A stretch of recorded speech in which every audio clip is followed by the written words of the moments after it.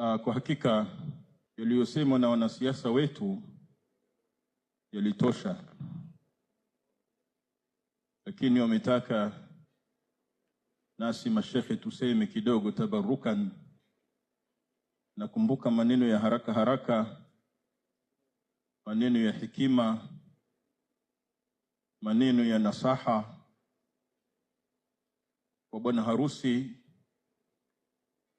Ni lile neno ambalo linasema kun laha aliyan takun laka Fatima. Bwana harusi, kuwa kwa mkeo Ali na mkeo kwako atakuwa ni Fatima binti Muhammad. Mfano mzuri wa mume bora ni Sayyiduna Ali, ambaye alilelewa fi baiti nubuwa, katika nyumba ya Mtume Muhammad sallallahu alayhi wasallam.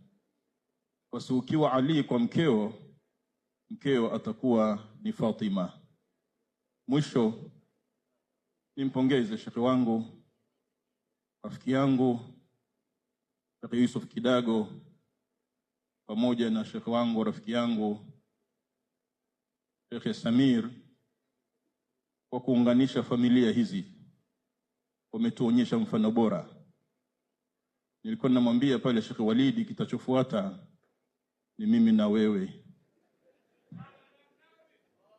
lakini nikamwambia sisi si watoto wetu, tufanye mubadala, nipe binti yako nikupe binti yangu.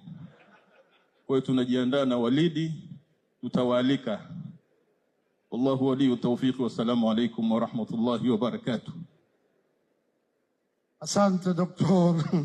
Sheikh Alhaji Musa Salum, mwenyekiti wa Jumuiya ya Maridhiano na Amani Tanzania JMAT, kwa maneno mazuri, maneno ambayo yanashibisha hadhira kwa masomo ambayo tumesomeshwa na wanawazuoni hawa Sheikh Samir na Sheikh Yusuf Kidago, kwa kufanya mambo makubwa ya kuigwa katika nchi yetu hii ya Tanzania na dunia.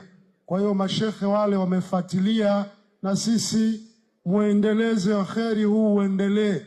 Msiweke mahari nyingi, watu waoe sana, na watu waoe kwa nidhamu ambazo mashekhe zetu wametuonyesha.